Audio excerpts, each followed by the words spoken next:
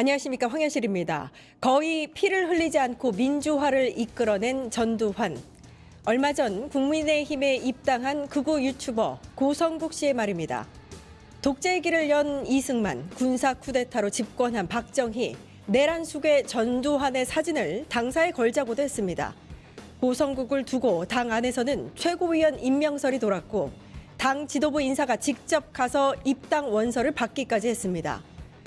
국민의힘은 선거철만 되면 광주로 달려가 고개를 숙이면서 돌아서서는 독재자를 찬양하는 사람을 끌어안습니다. 국민이 바보입니까? 누구를 내치고 누구를 품는지 그 선택이 정당의 정체성입니다. 극단을 방치한 정당은 결국 극단에 잠식되겠죠. 헌법을 부정하고 내란 세력과 결별하지 못하는 정당의 미래. 국민들은 이미 그 끝을 보고 있습니다. 1월 31일 끝장뉴스 시작합니다.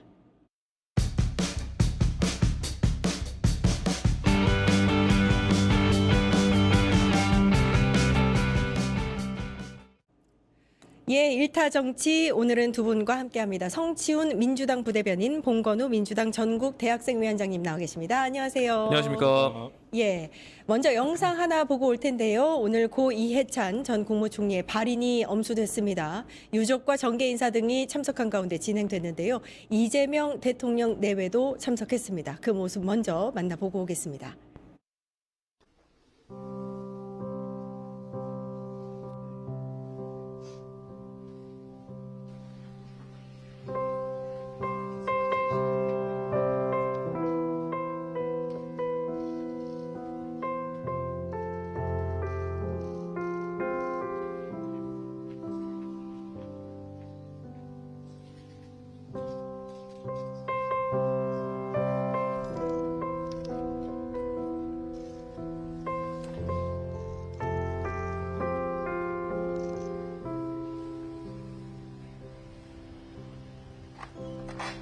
일도 고인에 대하여 공력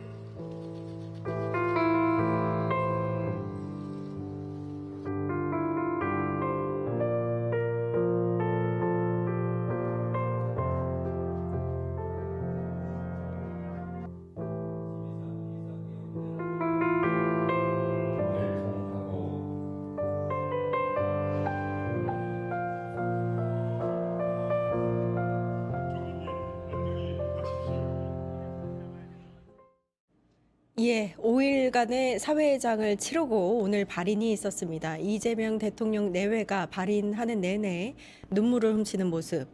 참석이 되게 이례적이었다라는 이야기도 나오고 있고요. 이재명 대통령이 이해찬 총리와는 굉장히 각별한 사이였습니다. 그죠? 그렇죠. 아무래도 지금 민주당이 배출한 4명의 대통령 모두 이해찬 전 총리와는 각별한 인연이 있는데 그 선대 나머지 3분의 대통령 같은 경우에는 이해찬 전 총리와 약간 동지적 관계였다라고 본다면 이재명 대통령한테는 뭐 정치적 지주 같은 분이죠. 예. 만약에 그 정말 이해찬 총리가 이해찬 당대표 시절에 그 당시는 또 비주류였던 이재명 대통령을 이재명 성남시장, 이재명 경기도지사 그분을 보호해주지 않았다면 품어주지 않았다면 지금의 이재명 대통령이 있었을까라는 생각을 아마 이재명 대통령 본인 스스로 느낄 것 같아요. 이분이 나를 지켜줬기 때문에 이분이 나를 품어줬기 때문에 내가 지금 이 자리까지 와 있는데 이분이 이렇게 우리가 아무도 예측하지 못하게 너무 빨리 돌아가신 것 때문에 그래서 저렇게 참석도 이례적으로 하셨습니다만 참석한 장소에서 저렇게 눈물을 흘리시는 게 대통령이 가장 마음이 아프시지 않을까. 국민들만큼 모든 국민이 슬퍼하고 있습니다만 대통령이 느끼는 감정은 더 각별할 것 같아요. 예.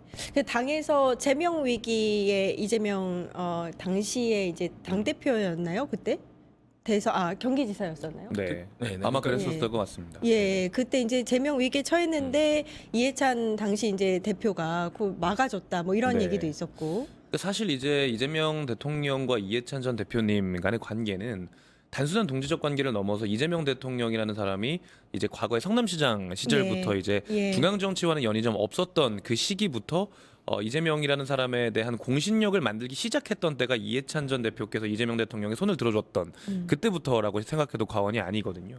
그렇기 때문에 단순한 동지적 관계, 민주주의의 거목을 넘어서 이재명 대통령께서 느끼시는 감정은 정말 남다를 수밖에 없겠다. 너무 애도하는 마음이 클 수밖에 없겠다는 생각이고, 어쨌든 이재명 대통령께서도 그 당시에 비주류였고 이제 주류의 선택을 받지 못했던 그 시기에 얼마나 억울한 마음, 원통한 마음들이 컸겠습니까? 예. 근데 이제 그 누구보다도 주류였고 민주당의 어떤 큰 어른이셨던 이재명 당시 대표께서 이해찬 당시 대표께서 이재명 대통령을 잘 키워주셨고 또 이렇게 기회를 주고 많이 보호해줬기 때문에 지금의 이재명 대통령도 있는 거라고 생각을 하거든요. 예. 이제 그런 너무 각별한 존재였지 않았을까라는 생각을 좀 하게 됩니다. 예, 김민석 총리가 오늘 조사를 하는 그 이제 발언들 중에 이 얘기가 좀 이제 회자가 되고 있어요. 괜히 평통 수석 부의장을 하시게 해서 멀리 베트남에서 공무 수행 중에 돌아가시게 하게 한 자책이 있다. 이 부분도 좀 이제 와닿았어요. 예, 그렇죠? 그렇죠. 그러니까 이해찬 전 총리가 뭐 7선 의원에 정말 정치인으로서 단 한 번도 쉰 적이 없으시거든요. 그다음에 지금 고령의 나이, 물론 지금 요즘 70대는 활발하게 활동할 수 있는, 왕성하게 활동할 수 있는 나이라고 합니다만, 이해찬 전 총리께서는 과거에 이 독재 시절에 이 고문이나 이런 그 감옥 생활을 했던 것 때문에 아무래도 좀 나이 들고 나서 후유증이 좀 왔던 것 같은데, 그런 상황에서도 역할을 맡고 또 그 베트남까지 가셨을 때 또 건강이 안 좋은데 한국으로 돌아가자고 하니까 내가 왜 돌아가냐, 적어도 왔기 때문에 만찬이라도 하고 가야 된다라는 예. 의지를 보여주시다가 결국 이렇게 된 거잖아요. 예. 그래서 김민석 총리나 이재명 대통령도 이렇게 말씀 안 하셨습니다만 똑같은 죄책감이 또 있으실 것 같아요. 괜히 나 때문에. 근데 이해찬 총리는 그렇게 일하시면서 돌아가신 게 본인에게는 더 뭔가 본인 마음에 어떻게 보면 할 수밖에 없은 그 숙명이라고 생각하셨을 것 같아요. 왜냐면은 예.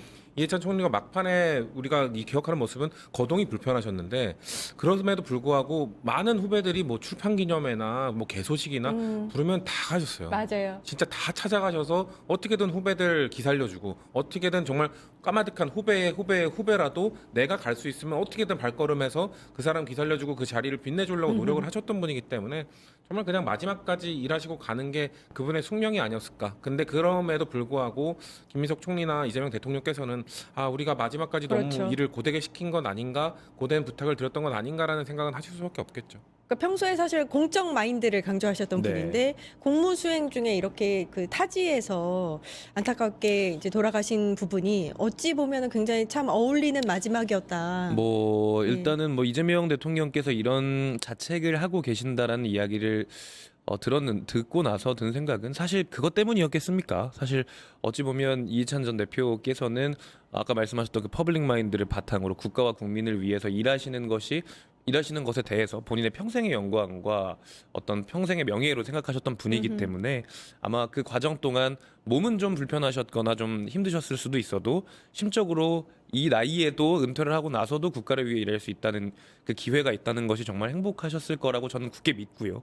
또 이 대통령께서도 어찌 보면 적재적소에 굉장히 이해찬 전 대표께서 고령의 나이임에도 역할을 할 수 있는 민주평통 상임부회장이라는 직책을 이제 맡기시면서 이제 이해찬 전 대표께서의 다양한 역할들을 좀 더 하실 수 있도록 이제 해주셨는데, 어쨌든 그 과정에서 이제 안타까운 일이 생기기도 했고 또 애도할 일이 생기기도 했지만 끝까지 이해찬 전 대표가 보여주셨던 그런 모습들, 공적인 마인드, 그리고 국민과 국가를 사랑하는 마음들만큼은 그 누구도 잊지 않을 거라고 확신합니다. 예. 그리고 이제 이 마지막까지요. 진영을 넘어서 화합의 길로 들어서게 하는 그 역할도 하셨다라는 생각이 드는 게, 장례 기간 동안 뭐 김종인 전 국힘 비대위원장이라든지 장동혁 국힘 대표, 이준석 개혁신당 대표, 이렇게 좀 그 진영을 넘어서 이 장례 이렇게 빈소로 찾아오는 야당 대표들, 야당 인사들을 볼 수 있었어요. 이건 어떻게 보셨어요? 그러니까 지금 여야가 경색을 넘어 그냥 아예 단절되어 있는 상황인데,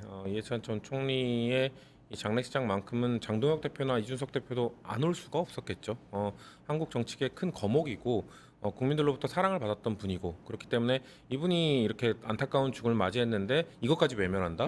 장동혁 대표가 뭐 최근에 단식을 했다고 해서 그 몸이 회복 중이다, 불편하다고 해서 또 안 온다? 그러면은 국민들께서 야당 대표에 대한 시각을 어떻게 보겠습니까? 그렇기 때문에 당연히 올 수밖에 없었다. 그리고 국민들께서 또 막 그 양 진영으로 갈라지셔서 뭐 상대 진영 막 정치인에 대한 비판을 또 하시지만 또 막상 양당 그 진영 사람들이 만나서 악수하거나 이런 모습 보고 싶어 하시거든요. 그렇기 때문에 그런 모습들을 어떻게 보면 이해찬 전 총리가 마지막으로 또 우리들에게 남겨주신 거기 때문에 지금 우리는 또 지금 내란 종식 이런 것들과 완벽하게 단절하기 위해서 열심히 또 싸워야 되지만 이 순간만큼은 지금 오늘 빈소를 그러니까 오늘 그 발인할 때까지는 그래도 5일 동안 그래도 약간 전쟁 중에도 상중에는 멈추잖아요. 그렇기 그렇죠. 때문에 전쟁을 예. 멈추고 추모의 분위기 속에서 그래도 여야가 그나마 잠시나마 좀 대화할 수 있는 그 계기를 이해찬 전 총리가 끝까지 좀 마련해 줬다라고 저는 봤습니다.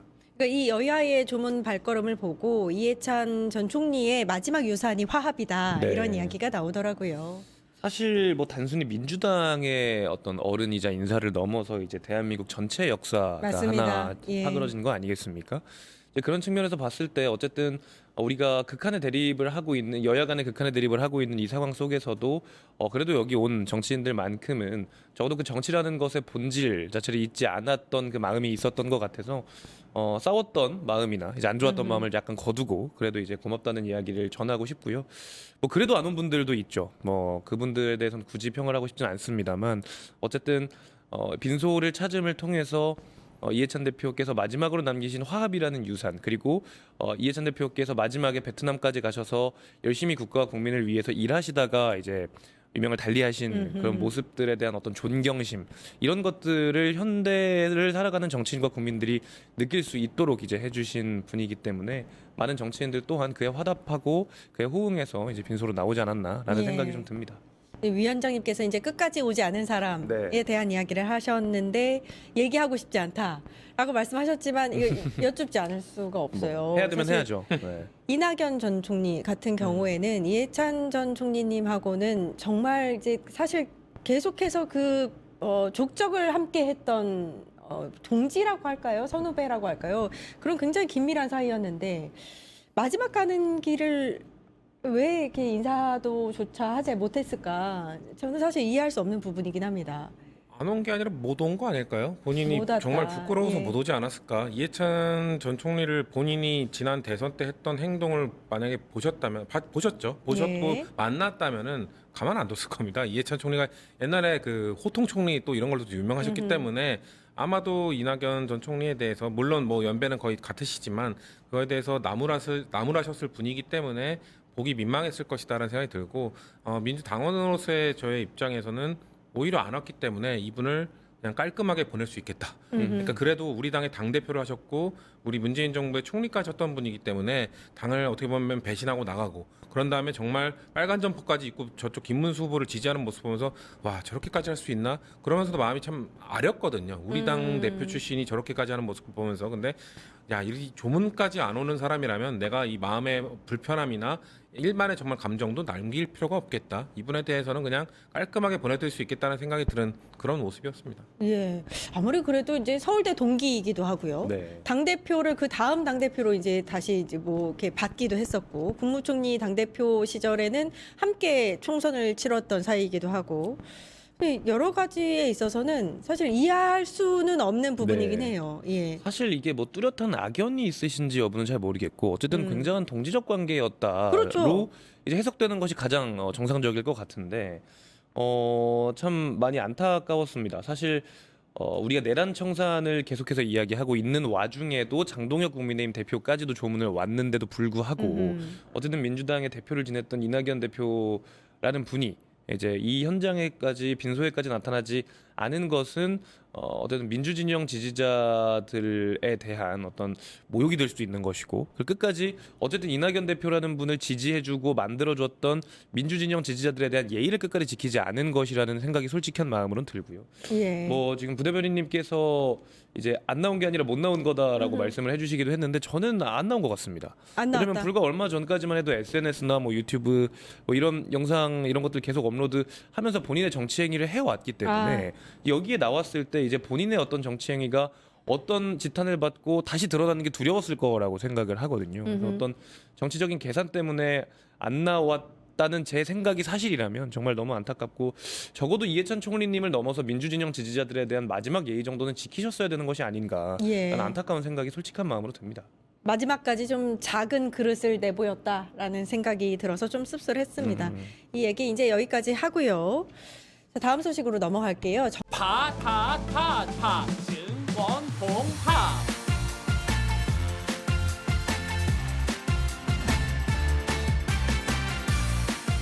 이제 저녁 8시 30분 퇴근 후 퀴즈 한판 혼자 하지 마세요. 같이 해요. 매일 저녁 8시 30분 많은 참여 바랍니다.